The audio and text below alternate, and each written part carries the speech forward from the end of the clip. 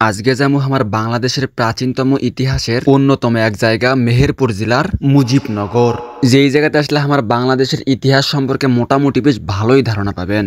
আসসালামু আলাইকুম, আমি এর সৈকত আপনাকে ওয়েলকাম জানাচ্ছি আমার আরো একটা নতুন ভিডিও। আজকে আমিও আনা ঘুরবার যাবো সাথে আপনাকে ভিডিওর মাধ্যমে নিয়ে যাবো আমার বাংলাদেশের মেহেরপুর জেলার মুজিবনগরে। তাই আজকের ভিডিওটা আমরা শুরু করি চুয়াডাঙ্গা জেলার দর্শনা থেকে। শুরুতেই পরন্ত বিকালে দুখান টমটম হেলিকপ্টার বার করে চুয়াডাঙ্গার দর্শনা থেকে রকেটের গতিতে টুকটুক করে যাওয়া শুরু করলাম মেহেরপুর জেলার মুজিবনগরের উদ্দেশ্যে। তবে হাঁটো যাতে যাতে হালকার উপর ঝাপসা করে এই অঞ্চলের নামকরণ সম্পর্কে জানিয়ে আসি। মেহেরপুর, যা আমার বাংলাদেশের দক্ষিণ পশ্চিমের এক জেলার নাম। তবে এই মেহেরপুর নামকরণ সম্পর্কে আনুমানিক দুটি তথ্য পাওয়া যায়, যার একটি হলো ইসলাম প্রচারক এক দরবেশ মেহের আলীর নাম অনুসারে 16 শতকের কিংবা তার কিছুকাল পর এই এলাকার নামকরণ করা হয় মেহেরপুর। আবার অনেকেই কয়া থাকে পূর্ববঙ্গের রেলওয়ে বাংলার ভ্রমণ গ্রন্থের বিখ্যাত বচনকার মিহির আর তার পুত্রবধূ ধনা ভৈরব নদীর তীরবর্তী অঞ্চলে বসবাস করত, আর তার নাম অনুসারেই এই এলাকার নামকরণ করা হয় শুরুতে মিহিরপুর, পরবর্তীতে আবারও মিহিরপুর থেকে মেহেরপুর নামকরণ করা হয়। তবে এখন বর্তমানে কথা হলো আমাদের আলসেমির কারণে দেরি করতে করতে একেবারে আমরা এই যে সূর্য ডোবা ডোবা অবস্থা তারই আগে বের হয়ে পড়ছে ঘোরাঘুরি করার জন্য।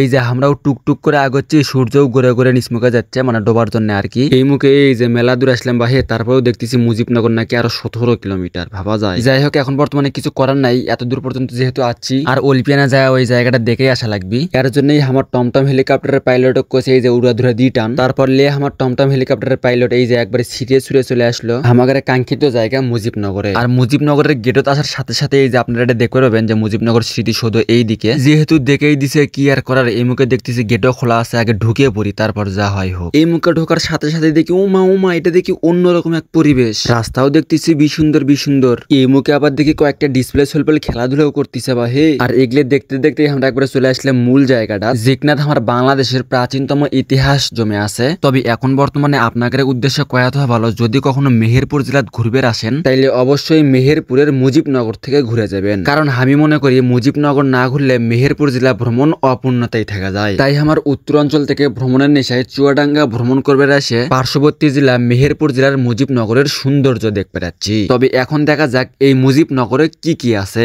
মুজিবনগর বাংলাদেশের ইতিহাসের প্রাচীনতম এক জায়গার নাম মুজিবনগর। এই মুজিবনগর থেকেই বাংলাদেশের সর্বপ্রথম অস্থায়ী রাষ্ট্র গঠন করা হয়। আর তখন যে সরকার গঠন করা হয় তখনকার রাষ্ট্রপতি ছিলেন শেখ মুজিবুর রহমান এবং অস্থায়ী রাষ্ট্রপতি ছিলেন নজরুল ইসলাম, আর প্রধানমন্ত্রী ছিলেন তাজউদ্দিন আহমেদ। আর ইনি এই জায়গার নামকরণ করে মুজিবনগর। তবে এই মুজিবনগরের এই যে প্রাচীরটা দেখা যাচ্ছে না, এই প্রাচীরের মধ্যে ঢোকার সাথে সাথে আপনারা দেখতে পাবেন যুদ্ধের সময় মানুষেরা ক্যাঙ্কা করে চলাফেরা করছে, আমাদের মুক্তিযোদ্ধারা ক্যাঙ্কা করে যুদ্ধ করছে, কোন জায়গাত কি কি আসিল এঙ্কে করে আমাদের পুরো বাংলাদেশের ইতিহাস তুলে ধরছে এই জায়গা কোনা। তবে মজার একটা বিষয় হলো এই যে এই ডিসপ্লে গুলো কাছে থেকে আমরা দেখতেছি না, এগুলো এঙ্কে করে কাছে থেকে দেখলে সাধারণ মনে হলেও ওই যে ওই পাশে একটা উঁচু জায়গা দেখা যাচ্ছে, ওরই উপরে থেকে দেখলে এটা একবারে অন্যরকম দেখা যাবে। তো হাঁটো আগে টুকটুক করে যায়, ওরই উপরে ওঠা যাক। ওই উঁচু জায়গাটার উপরে ওঠার পরে এই যে আপনারা এরকম একটা ডিসপ্লে দেখে দেবেন, যে জায়গাতে আমার বাংলাদেশের পুরো একটা মানচিত্র তৈরি করা হয়েছে। আর এই মানচিত্রের মাঝখানে আমাদের দেশের সেই মুক্তিযুদ্ধের সময় কি কি হয়েছিল না হয়েছিল সেগুলি ডিসপ্লে আকারে তুলে ধরছে।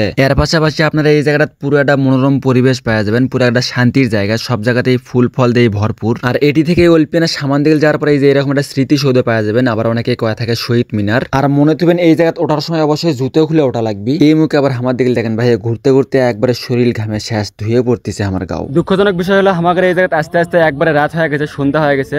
দেখেন এখন এই যে ভিউটা দেখা যাচ্ছে না, প্লাস সবাইকে এখান থেকে বার করে দিছে, আমরাও এখন বার হয়ে যাবো। আর একদম রাত হয়ে গেছে, এর জন্যও বেশি একটা ঘোরাঘুরি করার গেল না। আর এই জায়গাতে আসবে অবশ্যই চেষ্টা করবেন দিন থাকতে আসার, সন্ধ্যার আগে আগে আসলে হবো লাই, কারণ মাগরিবের পর এই জায়গায় থাকবে দেয় না, বার করে দেয় সবাইকে। তবে এখন কথা হলো কার সাথে আসবে চাচ্ছেন এই জায়গায়, তাই কিনা টুক করে কমেন্ট বক্সে মেনশন দিয়ে যাবেন। আর আজকের ভিডিওটা আপনাদের কাছে কেঙ্কা লাগছে সেটাগুলো অবশ্যই কমেন্ট বক্সে জানিয়ে দিন, ভালো লাগলে অবশ্যই শেয়ার করেন। রাত হওয়ার কারণে আমিও ঠিক মতো ঘুরে পেলাম না, প্লাস আপনাদেরকে ভালোভাবে দেখা পেলাম না, তবে জায়গাটা আসলে অনেক সুন্দর আছিল। তো আজকের ভিডিওটা এই পর্যন্তই, বাঁচে থাকলে আবারও দেখা হবে পরবর্তী কোনো এক ভিডিওতে। সেই পর্যন্ত সকলে ভালো থাকবেন, সুস্থ থাকবেন, মন্দ হতে দূরে থাকবেন। আল্লাহ হাফেজ।